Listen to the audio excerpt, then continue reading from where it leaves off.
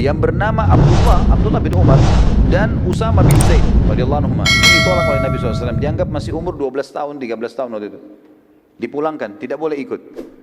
Namun terdapat anak-anak lain yang diikutkan oleh Nabi SAW karena keterampilan.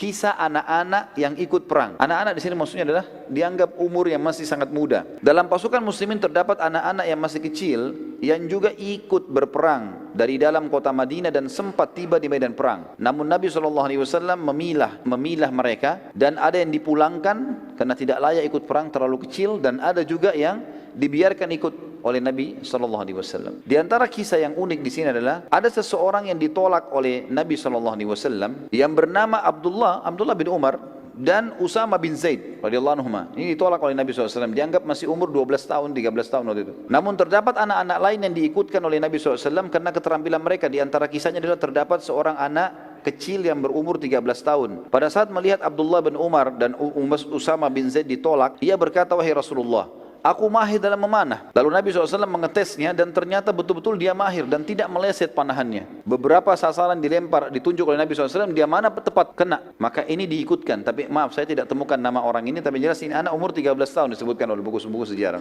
Seorang anak yang lain juga berumur 13 tahun. Saat melihat temannya diloloskan oleh Nabi SAW untuk berperang, dia berkata, "Wahai Rasulullah, kenapa anda loloskan ia ikut perang sementara aku tidak?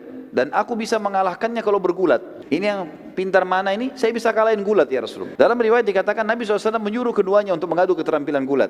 Dan ternyata betul, anak yang kedua mengalahkan anak yang pertama. Maka Nabi SAW pun akhirnya mengizinkan dia ikut.